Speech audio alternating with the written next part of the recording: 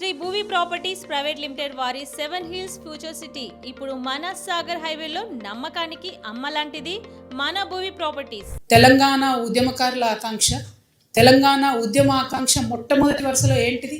మన అస్తిత్వాన్ని కాపాడుకోవడం, మన ప్రాంతాన్ని కాపాడుకోవడం, మన ఐడెంటిటీని కాపాడడం కోసం. ఇవాళ ఏం జరుగుతుంది అక్కడ?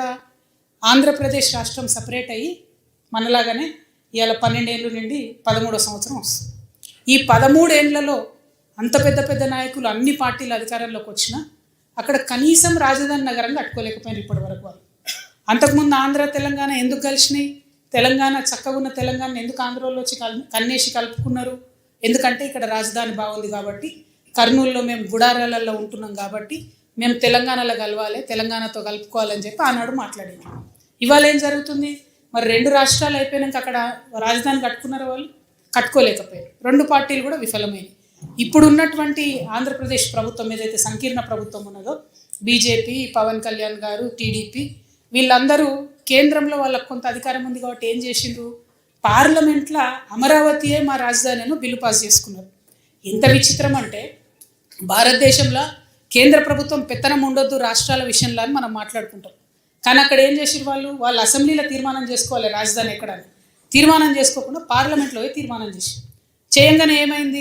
అపోజిట్ ఉన్నటువంటి జగన్మోహన్ రెడ్డి గారు, మీరు ఈ తీర్మానం చేసిరు కరెక్టే, కానీ ఇందులో మావిగన్ అంటే మచిలీపట్నానికి, వైజాగ్కి, గుంటూరుకి అన్యాయం జరుగుతుంది కాబట్టి ఆ ప్రాంతాలను కూడా కలుపుకొని అక్కడ ప్రభుత్వ భూమి ఎక్కడుంది, మీరు అక్కడ రాజధాని చేయండి అని ఆయన పొలిటికల్ బాంబ్ వేసి తెలంగాణ ప్రజలు రక్తం మరిగించి ఆత్మాహుతులు చేసుకొని కొట్లాడితే రాజ్యాంగబద్ధంగా పార్లమెంట్లో పాస్ అయ్యి అలా రాజ్యాంగం ఇచ్చింది రాష్ట్రం, రాజ్యాంగం ఇచ్చింది తెలంగాణ. మీ డిక్షనరీలో ఉంటే ఎంత లేకుంటే ఎంత, మీరు ఏం డిక్షనరీ చదువుతున్నారో మాకేం తెలుసు, మాకు అవసరం కూడా లేదు దాంతో. అదొక మాట అన్నారు. అయిపోయిందా? అయిపోయినాక వెంటనే మంత్రి లోకేష్ గారు ఏమంటారు? మేము తెలంగాణలోకి విస్తరిస్తున్నాం అంటారు. అయ్యా లోకేష్ గారు, ముందు ఇప్పుడు వానాకాలం వస్తూ ఉన్నది. అయ్యా పవన్ కళ్యాణ్ గారు, మీరు రేపు పొద్దుగాలేంది తెలంగాణ నవనిర్మాణాన్ని పవన్ కళ్యాణ్ వచ్చి ఇక్కడ సభ పెడతాడు. నేనేమంటున్నా అంటే, ఈ లోకేష్ గారు, పవన్ కళ్యాణ్ గారు వాళ్ళది ఒకటే ప్రభుత్వం కదా, ఆంధ్ర ప్రభుత్వాన్ని నేను విజ్ఞప్తి చేస్తున్నా. వానాకాలం వస్తుంది, మీ సెక్రటేరియట్లో, మీ అమరావతిలో మీ ముఖ్యమంత్రి గారి కుర్చీ కింద నీళ్ళు రాకుండా చూసుకోండి. ఫస్ట్ ప్రతి వానాకాలం అక్కడ క్యాపిటల్ మునుగుడే, ప్రతి వానాకాలం అక్కడ క్యాపిటల్ మునుగుడే. అంటే ఎంత అవమానం ఇది ఆంధ్ర ప్రజలకు చెప్పండి. నాయకులేమో వాళ్ళు ఇప్పటికీ కూడా ఆంధ్ర మంత్రులు వచ్చి హైదరాబాద్లో ఆపరేషన్లు చేయించుకొని పోతారు. 12 ఏళ్ళు అయింది, ఆడ కట్టుకోరాదనే హాస్పిటల్. మీ ప్రజలకు ఎట్లా? మరి మీరంటే కార్లు ఉన్నాయి, రయ్యరువే వచ్చిపోతారు. ప్రజలకు ఎట్లా? వాళ్ళు ఎక్కడికి పోవాలి? అయితే నెల్లూరులో ఉన్న వాళ్ళు చెన్నైకి పోవాలి, అక్కడ ఉన్న వాళ్ళు బెంగళూరు పోవాలి, అనంతపురం వాళ్ళు, లేకపోతే విజయవాడ దగ్గర ఉన్న వాళ్ళంతా హైదరాబాద్కి రావాలి. అంటే ఇప్పటికీ కూడా మీ ప్రజలకు హాస్పిటల్ కట్టరు, ఇప్పటికీ మీ ప్రజలకు కావాల్సిన వసతులు ఇయ్యరు. మీ రాజకీయ అవసరాల కోసం మాత్రం తెలంగాణ మీద పడేస్తారు. ఇది కరెక్ట్ కాదు. మేము గమనిస్తున్నాం. తెలంగాణ వాదులం రాజకీయంగా పరిణితి చెందినటువంటి వాళ్ళం. మీరేదో రెచ్చగొట్టగానే మేము రెచ్చిపోయి మేము ఇడికేలేదో అంటాం అనుకునేరు. కానీ ఇక్కడ వాళ్ళ ఏజెంట్ ముఖ్యమంత్రి గారు ఉండడం వల్ల నష్టం ఏం జరుగుతుందంటే, రకరకాల విగ్రహాలు పెడుతున్నారు. నేను ముందే చెప్పిన, నేనైతే పాత నాయకులంతా మంచిదని కాదు. ఇట్లనే మీరు ఊకే చేసిందంటే మేము ఖచ్చితంగా అధికారంలోకి వస్తాం. అన్ని విగ్రహాలు బిడ్డ పలగొట్ట ఆంధ్రాకి పార్సల్ చేస్తాం.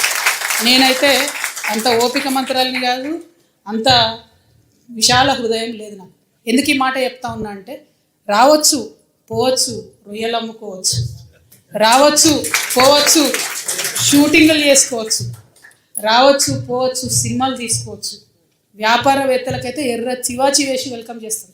ఎందుకంటే స్విట్జర్లాండ్ అని కాలు పట్టుకొని, యూకే అని కాలు పట్టుకొని, జపాన్ అని కాలు పట్టుకొని ఇడికి రాండయ్యా భూములు ఇస్తాం అంటున్నాడు.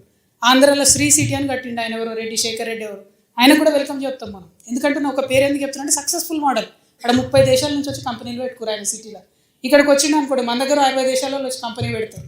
మాకు ప్రాబ్లం వాళ్ళతోని కాదు, ప్రాబ్లం వల్ల మీళ్ళు వచ్చి మళ్ళా ఆంధ్ర రాజకీయ నాయకులు వచ్చి సెక్రటేరియట్లో గంట తిప్పుతామంటేనే మాకు ప్రాబ్లం. అది రానీయం. ఇక పవన్ కళ్యాణ్ గారు, ఆయన మీద ప్రొఫెసర్ నాగేశ్వరరావు గారు ఒక మాట మాట్లాడారు. అట్లనే నిన్న మన పాశం యాదగిరి అన్న ఒక మాట మాట్లాడంగానే ఇక్కడ వాళ్ళ ఏజెంట్ ఉన్నాడు కాబట్టి ఆంధ్ర పోలీసు వాళ్ళు మా మేధావులు ఇంటికి వస్తారు. ఇట్లా చేస్తే మాత్రం ఊరుకోం, క్వశ్చనే లేదు. మాకు అన్ని రైట్స్ ఉన్నాయి, మేము అనుకున్నది మేము ఖచ్చితంగా చెప్తాం. రాజకీయంగా దమ్ముంటే దాన్ని ఎదుర్కోండి.